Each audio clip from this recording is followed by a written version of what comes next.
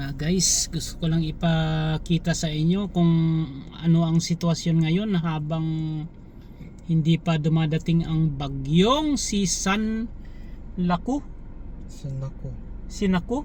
Sinlaku. Sinlaku. Sinlaku guys. Napakalaki niya. Diyos ko po.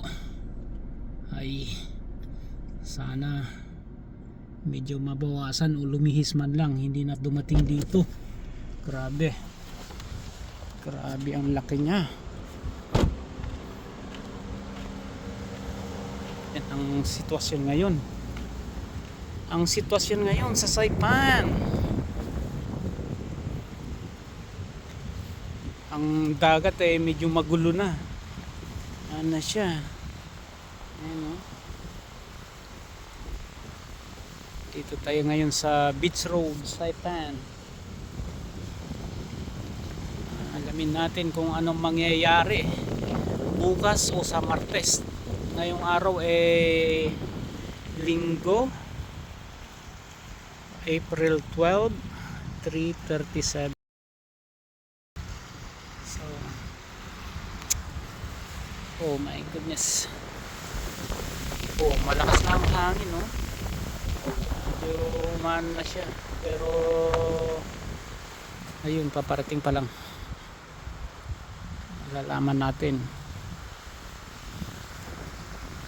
Ay, sana lumihis pa at sa dagat na lang siya tumama. Huwag na dito sa Saipan dahil kawawa naman. Hihirap na nga. Dagdagan pa ng mga ganyang trahedya o anong bagyo na yan, baka lalo tayong lumubog. Yan ang current situation ng Saipan. Malakas na ang hangin. Ayaw ka na muna mag-fishing. Ang isda siguro nasa gilid lang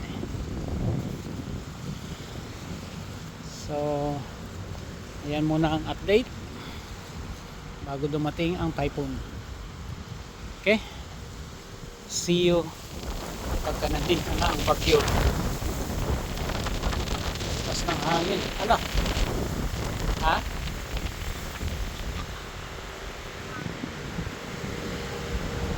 Mahangin. Mahangin ang panahon. Alright.